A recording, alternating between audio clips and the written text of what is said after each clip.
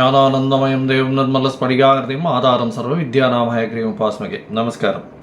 நேயர்கள் அனைவருக்கும் astro KS ஐயங்காரின் பணிவான நமஸ்காரங்கள். ஆஸ்ட்ரோ டிவி நேயர்களுக்கு ஆஸ்ட்ரோ கேஎஸ் ஐயங்காரின் பணிவான நமஸ்காரங்கள். வார பலன் 15/1/2024 21/2/2024 வரலும் உண்டான வாரத்திற்கு எந்தெந்த ராசிகளுக்கு என்ன பலன் இருக்குது அப்படின்றத பார்ப்போம்.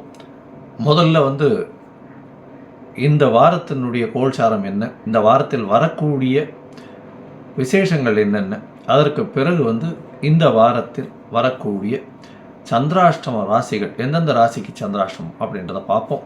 முதல்ல இந்த வாரத்தினுடைய கோல்சாரம் அப்படின்னு பார்த்தோமே, ஏன்னா 15ஆம் தேதி அன்னைக்கு தை மாதம் பிறக்கிறது, உத்தராயண புண்ணியகாலம், பொங்கல் பண்டிகை. அதாவது இந்தியா மொத்தம் இது உழவர்களுடைய இதுவாக பண்ணக்கூடியது, அறுவடை நாளாக சொல்லக்கூடியது. அதாவது நார்த் இந்தியாவிலலாம் பைசாகின்னு கொண்டாடுவாங்க, பஞ்சாப்லெல்லாம். தமிழ்நாட்டில் பொங்கல் திருநாளாக கொண்டாடுறோம். சூரியனுக்கு இந்த நம்ம படைத்து அவருக்கு ஒரு நன்றி கூறும் விழாவாக பெருசாக சொல்லக்கூடியது. சூரிய பகவான் தனுசு ராசியிலிருந்து மகர ராசிக்கு போயிடுறார். இது மார்கழி மாதத்திலிருந்து தை மாதத்திற்கு வர்றதாக சொல்கிறது, மகர மாதம் அப்படின்றதுனால. ஸோ இந்த வாரத்தினுடைய கோல்சாரம் அப்படின்னு பார்த்தோம்னா, மேஷ ராசியில் குரு பகவானும், கன்னியா ராசியில் கேது பகவானும், ரிச்சிகத்தில் சுக்கிர பகவானும், செவ்வாயும் புதனும் தனுசுலையும், சூரியன் மகரத்திலையும், கும்பத்தில் சனி பகவான், மீனத்தில் ராகு பகவான் இருக்கா. இந்த வாரத்தில் பார்த்தீங்கன்னா 19/1/2024 அன்னைக்கு சுக்கிர பகவான் தனுசுக்கு வந்துடுறார் ரிச்சிகத்திலிருந்து. இந்த வாரத்தில் அதிவேகமாக செல்லக்கூடிய கிரகம்னு சொல்கிற சந்திர பகவான் கும்பராசி சதய நட்சத்திரத்திலிருந்து ரோகிணி நட்சத்திரம், அதாவது ரிஷபராசி வரலும் போகிறார். இந்த 4 ராசிகளும், அதாவது கும்பம், மீனம், மேஷம், ரிஷபம், இந்த 4 ராசிக்கும் போகிறார். இந்த வாரத்தில் வரக்கூடிய விசேஷ நாட்கள்னு பார்த்தோம்னா, முதல்ல பொங்கல் திருநாள். எல்லாருக்கும் என்னுடைய பொங்கல் நல்வாழ்த்துக்கள், ஆசீர்வாதங்களும். இந்த பொங்கல் நல்லபடியாக கொண்டாடும். 15ஆம் தேதி அன்னைக்கு பொங்கல், 16ஆம் தேதி அன்னைக்கு காணும் பொங்கல், 17ஆம் தேதியும் இந்த 3 நாட்களும் கரிநாள்னு சொல்லக்கூடியது. எந்த ஒரு புதிய விஷயங்களையும் எடுத்து செல்ல வேண்டாம். கண்டிப்பாக வீட்டில் எல்லாரும் சந்தோஷமாக குதூகலமாக கொண்டாடக்கூடிய நாளாக இந்த வாரம் அமையிறது. பொங்கல் திருநாள் இந்த 3 நாள், அதற்கப்புறம் வள்ளுவர் திருநாள், வள்ளுவரனுடைய பிறந்த தினம் இதெல்லாம் வருது. 20ஆம் தேதி அன்னைக்கு 20/1/2024 அன்னைக்கு கிருத்திகை, தை மாதத்தில் வரக்கூடிய முதல் கிருத்திகை இது. அதனால் முருகப்பெருமானுக்கு விரதம் இருக்கவா, கிருத்திகை விரதம் நோன்பு நோக்கிறவங்க, அவங்களுக்கெல்லாம் ஒரு பெரிய ஏற்றம். குழந்தை பிராப்திக்காக பார்த்து கொண்டிருப்பவர்கள் கிருத்திகை விரதம் இருப்பார்கள். எதிராளிகள் அற்ற நிலை, பணப்பிரச்சனை எல்லாம் இருக்கிறவாளுக்கெல்லாம் இந்த கிருத்திகை விரதம் ரொம்பவும் விசேஷம்.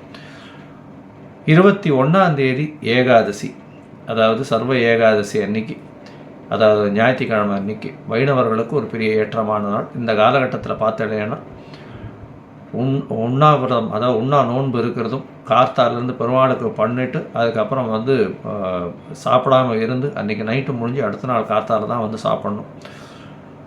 சீனியர் சிட்டிசன்ஸ் வாழ்க்கெல்லாம் senior citizens, pregnant womens, children வாழ்க்கெல்லாம் கொஞ்சம் எக்ஸப்ஷன்ஸ் உண்டு, அவளுடைய உடல்நிலை கருதி. இந்த வாரத்தில் பார்த்தோம்னா எந்தெந்த ராசிக்காரர்களுக்கு சந்திராஷ்டமம் அப்படின்னு பார்த்தோமேனா, சந்திராஷ்டம எந்தெந்த ராசிக்குன்னு பார்க்குறோமேனா, கடக ராசிக்கு சந்திராஷ்டமம், சிம்ம ராசிக்கு, கன்னி ராசிக்கு, துலா ராசிக்கு, இந்த 4 ராசிக்கும் சந்திராஷ்டமம் இந்த வாரத்தில் இருக்குது. சரி, இந்த வாரத்தில் பொங்கல் திருநாள் வருது. பொங்கல் திருநாளில் பெரிய முக்கியமான விஷயம், பொங்கப்பானை எப்போ வைக்கிறது சார், அதுதான் ரொம்ப பெரிய விசேஷமானது. பொதுவாகவே சந்திரஹோரை, குருஹோரை, சுக்கிரஹோரைகளில் வைக்கிறது ரொம்பவும் ஏற்றம். சந்திரஹோரை இந்த 15ஆம் தேதி அன்னைக்கு திங்கக்கிழமையில் பிறக்கிறதுனால முதல் ஹோரை, அதாவது இந்த சூரிய உதயத்தின் முதல் மணி நேரத்தை சந்திரஹோரைன்னு சொல்கிறோம். கார்த்தால 6:30லேருந்து 7:30 மணி வரலும் இருக்குது. ஏன்னா 7:30-9 ராவு காலம் வந்துடுறது, அதுக்கு முன்னாடி பண்ணுறது ரொம்ப விசேஷம். 6:45லேருந்து 7:15, 7:20க்குள்ளே பண்ணிடுறது ரொம்பவும் நல்லது. இது சந்திரஹோரையில் வரும் நல்ல ஒரு ஏற்றம். சரி அது முடியல, அதுக்கு அடுத்தது என்ன பண்ணலாம் அப்படின்னா, அடுத்தது குரு ஹோரை. குரு ஹோரை பார்த்தோம்னா 8லிருந்து 9 தான் இருக்குது. ராகு காலமாக இருந்தாலும் ஹோரைகளுக்கு வந்து ஒரு பெரிய ஏற்றம் உண்டு. அதனால் வந்து ராகு காலத்தை விட ஹோரைகளுக்கு ஏற்றம்ன்றதுனால இந்த காலகட்டத்தில் நிச்சயமாக பண்ணக்கூடலாம் அப்படின்றத சொல்கிறோம். அதற்கு பிறகு சுக்கிரனுடைய ஹோரை 11லேருந்து 12 வரும். அது ஒரு 11:30 மணிக்குள்ளே பண்ணுறது ரொம்பவும் விசேஷம். அதனால் பொங்கப்பானை வைக்கிறது 11:30 மணிக்குள்ளே வைக்கணும். இல்லைன்னா கார்த்தால ஒரு 6:45லேருந்து 7:15 வைக்கிறது எப்பொழுதுமே விசேஷம் அப்படின்றத சொல்கிறோம். சரி, இந்த வாரம் வந்து ஒரு ராசிக்கும் எப்படி இருக்குது அப்படின்றத பார்க்கலாம். மேஷம் முதல் மீனம் வரை. அதற்கு முன்னாடி என்னுடைய மொபைல் நம்பர் கீழே ஸ்க்ராலிங்கில் போயிட்டு இருக்கோம். உங்களுக்கு அஸ்ட்ராலஜிக்கல் கன்சல்ட் தேவைப்பட்டதுன்னா எனக்கு ஃபோன் பண்ணுங்க. உங்களுக்கு அப்பாயின்மெண்ட் தரேன். என்னுடைய சார்ஜஸ் என்னன்றதையும் சொல்கிறேன்.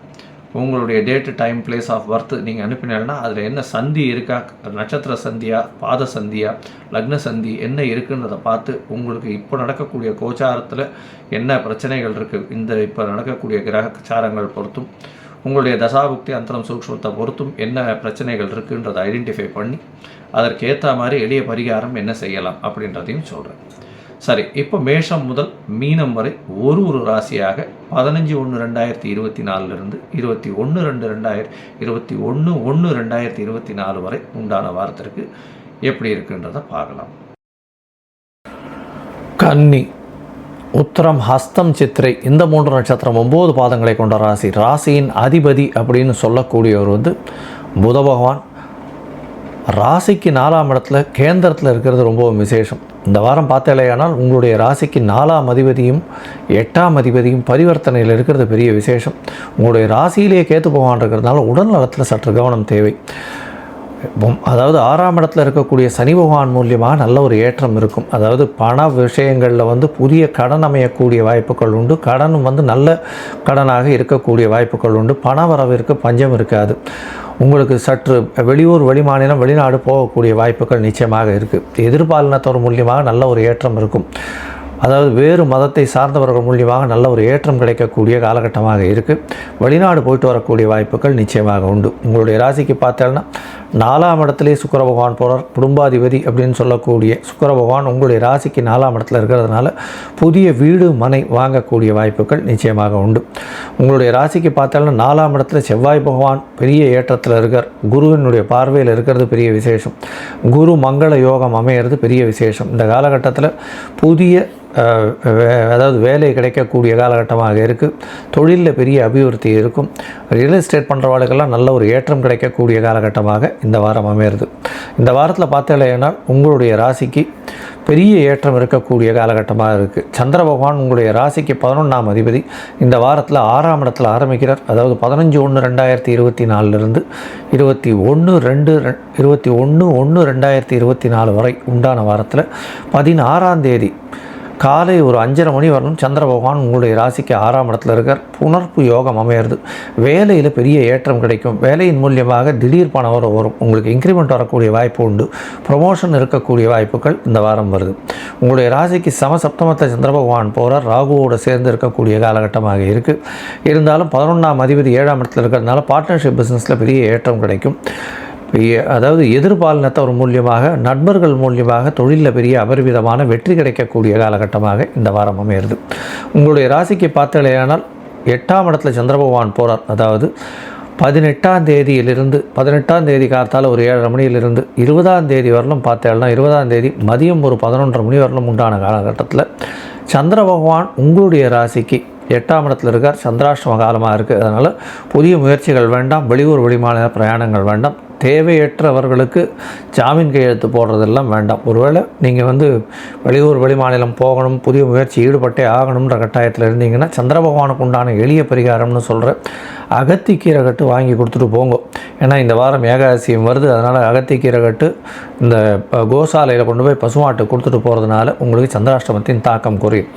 உங்களுடைய ராசிக்கு பார்த்தேலையானால் இன்சூரன்ஸ் பணம் இல்லைன்னா வந்து திடீர் இன்கம் டேக்ஸ்லேருந்து ரிட்டர்ன்ஸ் வர்றது, இந்த மாதிரியான திடீர் பண வரவுகள், எதிர்பாராத இடத்திலிருந்து திடீரென்ற பண வரவுகள் வரக்கூடிய காலகட்டம்.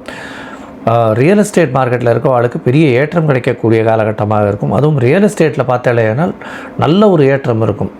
ஐடி செக்டரில் இருக்கிறவங்களுக்கு, எலக்ட்ரிக்கல் இன்ஜினியர்ஸு, கம்யூனிகேஷன் இன்ஜினியர்ஸ், இவாளுக்கெல்லாம் பெரிய ஏற்றம் கிடைக்கக்கூடிய வாரமாக இந்த வாரம் அமையிறது. உங்களுடைய ராசிக்கு 9ஆம் இடத்துல சந்திர பகவான் உச்சம் பெற்று போகக்கூடிய காலகட்டத்தில் பார்த்தாலும் பெரிய ஏற்றம் கிடைக்கக்கூடிய காலகட்டம்.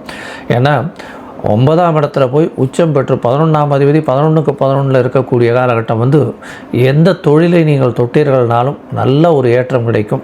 பணவரவிற்கு பஞ்சம் இருக்காது. எதை தொட்டாலும் வெற்றி நிச்சயம். வெளிநாட்டுக்கு போகணுன்னு படிக்கிறதுக்கு பார்த்துருந்தீங்கன்னா, அதாவது போஸ்ட் கிராஜுவேஷன் படிக்கிறதுக்கு பார்த்துருந்தீங்கன்னா கண்டிப்பாக வெளிநாடு போய் படிக்கக்கூடிய பாக்கியம் நிச்சயமாக உண்டு. இந்த வாரம் பார்த்தாலேனால் இந்த கன்னியா ராசிக்காரர்கள் அருகில் இருக்கக்கூடிய, அதாவது கும்பகோணத்தில் இந்த சக்கரபாணி சாரங்கபாணி கோவிலுக்கு போயிட்டு வாங்க. நல்ல ஒரு ஏற்றம் இருக்கக்கூடிய காலகட்டமாக இந்த வாரம் அமைய போகிறது. இந்த வாரம் நல்ல ஒரு ஏற்றமும் மாற்றமும் உங்களுக்கு வந்தே தீரும்.